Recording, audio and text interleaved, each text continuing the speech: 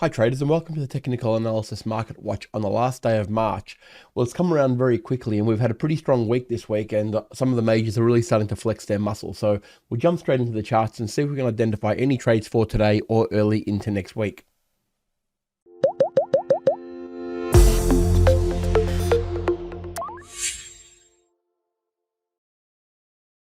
All right, so I'll start out here with the Aussie USD as we always do, and it's always a good one to start with. And you can see that we've had that little bit of a bounce up to the 20 moving average here. I'll zoom it right in. Look, this has been in place for quite some time now, but the 20 moving average is still holding it up. It's really trying hard to actually break past this zone, and in reality, if we had have seen a test of this bottom here at around the 65.80 level, there would have been probably a little bit more, weakness expected at this zone, believe it or not, because then we've got a channel forming. But the fact that the low did actually stop a lot lower than, or a lot higher, I should say, than the low at the 65.80 is telling us that there may be a little bit more strength here than we can actually see. So in reality, we know that we've had a couple of weeks trading now where the 20 moving average has held up all of the price. We know we had these big wick rejections, but it is no question a very strong reversal area. So the 67.20 area is very, very strong. Okay. We can see this whole box here is actually a very strong resistance zone. So what we need to do now is wait for it to actually test the metal and see how strong this momentum really is. In order for this to be going long, we must get a daily close above that 67.50 area. If we do that, we're going to break the wicks here that we've got here. We're going to break the 50 moving average and out of that cycle. And then we can start looking at the next target, which is around the sort of 68.70 to 68.80 mark. Now, that's going to be the next, obviously, reversal zone, because we've got support there and we've got reversals right through here. So this is the area that we're looking at targeting. But first of all, we must get past here. So this is still a bit of a scalp. But if we do get that, look, the momentum is going to shift to a level where you could say, all right, we might be starting to look at the bigger term and look for the 70-cent mark again. But until that happens, we're looking for potential weakness. Look for a small reversal around this level on a smaller time frame. Drop it through to the time frame. See if we can see a series of lower highs and lower lows. And if we do get a close below the 66.50 area, then we can start to target the 65.80. So it is all scalping about the Aussie USD at the moment, but that's okay, because look, some of the scalping opportunities have been fantastic right through these last few weeks. The markets have been very good and sticking to these zones, but it is very strong resistance here. 20 moving average, roll reversal. If it breaks through there, we know our next target is a reasonable level away around that 68 sort of 80 area. But if we do get that reversal here, we know why, and that really bodes well for a good short down to the 65.80. Good trading either way, but just keep those ones short. And we'll go over to the US dollar CAD now. And this one's seen a big sell-off this week, as you can see. Look, the telltale sign was this candle here. When we were moving up here, it found support at that roll reversal zone, of course, at around that 36.80 area. Once it did attempt to go up higher and then reverse completely, didn't reach the previous high, as you can see. And it's a big shooting star candle. Once that happens, you're on the lookout for weakness, no question about that. And that weakness came in the next candle. Your entry point was the 136.59-ish area here. When this daily candle closed below the 20 moving average and slightly below our level here, that was our cue that, this weakness is set in. We obviously failed to make the equal high or even a new high. And the weakness set in a lot earlier than that. Once it broke that zone, then down it came down to the next support level, which is around that 135.20 area. You can see here all the way through, it's been a pretty strong support level and it's been resistance through this area here. So these levels always hold up pretty well. Like, you can tell generally when you're going to get a pretty good support level to aim for when you are shorting, and you always got to respect it. It doesn't mean it's not going to stop falling from here, but you would probably expect that we're going to see some sort of an attack by the buyers to actually try and stop the fall and try and increase it up. Now, of course, if we get a change of trend, a smaller time frame change of trend on a smaller time frame, we're going to look for reversal moves back up to the 50 and the 20 moving average, sort of in the middle of this channel, around that 136 area, all scalping again, 60, 70 pips. But if it fails to do that and break through this level without any resistance whatsoever, then we're going to be looking at the next real serious level, which is about the 134.20 area. You can see all of these highs right through there. That's going to be the next support level if we get a breakthrough here. But in the first instance, we'll be looking for a reversal, either on a 1 hour chart or yeah, if you see a series of higher highs, higher lows, our lightning bolt, you can look to the middle of the channel around that 136 to the 20 moving average or the 50 moving average. But if the daily closes below this level, below the 135.20 area, then we start to target the 134.20, moving those 100 pip cycles. But good scalping opportunities again. All right, US dollar yen now, and yeah, this one's behaved itself as we would hope this week. Found support where it needed to find support at around that 131. You can see the little hammer candle there pulled up really well. That was our signal that this level is pretty strong.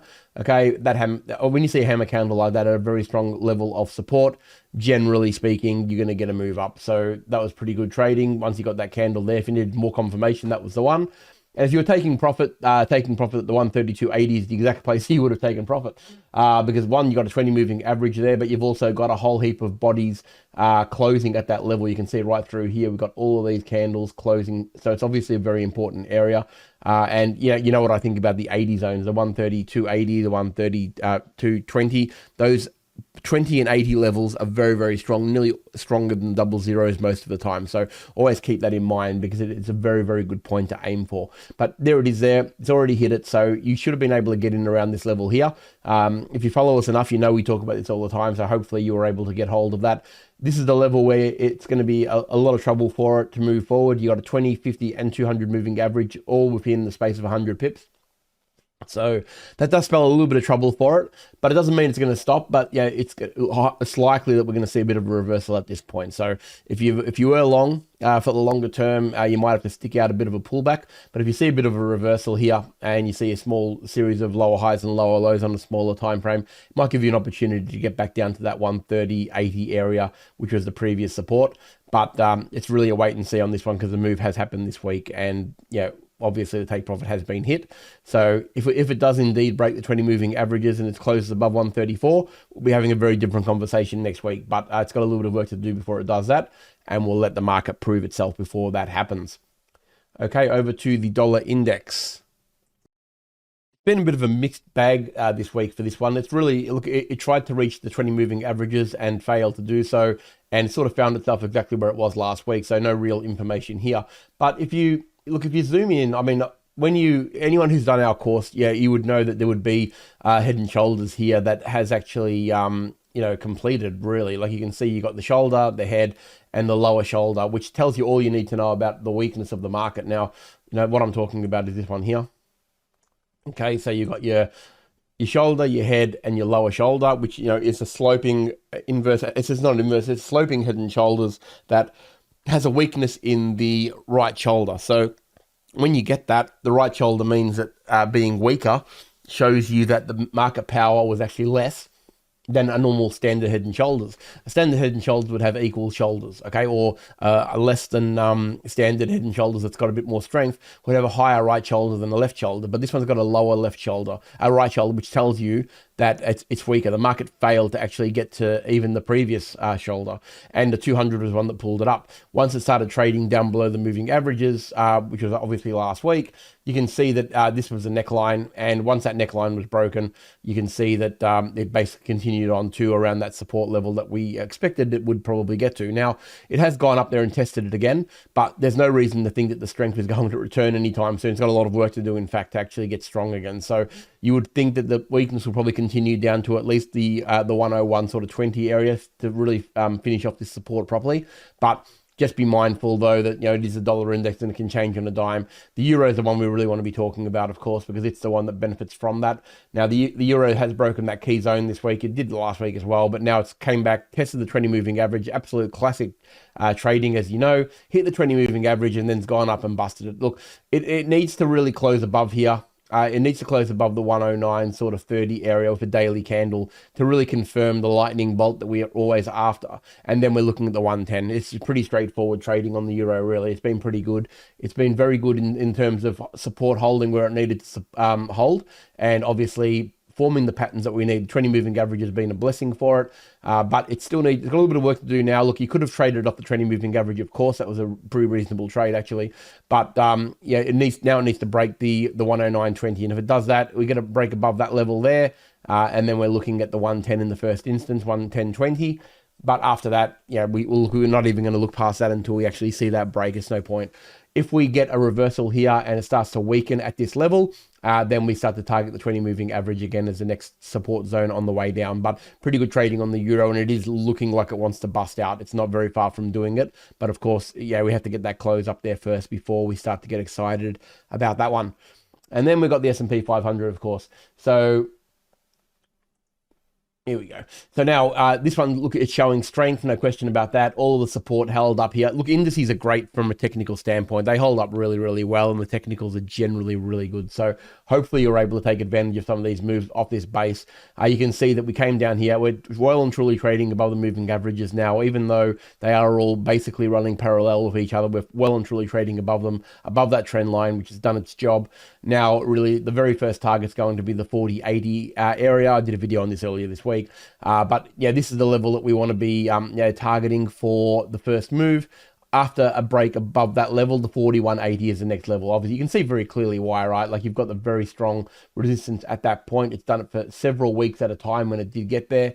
That is going to be a target. But until we break the 40.80, that's not going to be the main aim. The main aim first is to scalp it up to this level here, get a daily break, and then we look for that 41.80. If we get a reversal at this point here, which is likely enough, like we've got resistance in front of us, and we see a series of lower highs and lower lows on a smaller time frame, the obvious short is down to around that 4,000 marker. It's only, like I said, it's only a scalp, but the moving averages are going to form what was resistance is now going to be support, you would expect. So now that it's trading above it, all that is going to be behind it, and you're going to find and expect to find support there if it does pull back. So that would be your target for the scalp. But pretty good trading. Look, we've got non-farm payrolls next week. It's obviously a very, very big week of news, and that's going to be a big determinant of where we move from a longer term perspective. But in the meantime, look for this move to fill if we get the daily close. But if we reverse around this level, back down to the moving averages, and that will give you a reasonable scalp down. You're only talking a handful of pips, but it is a scalp.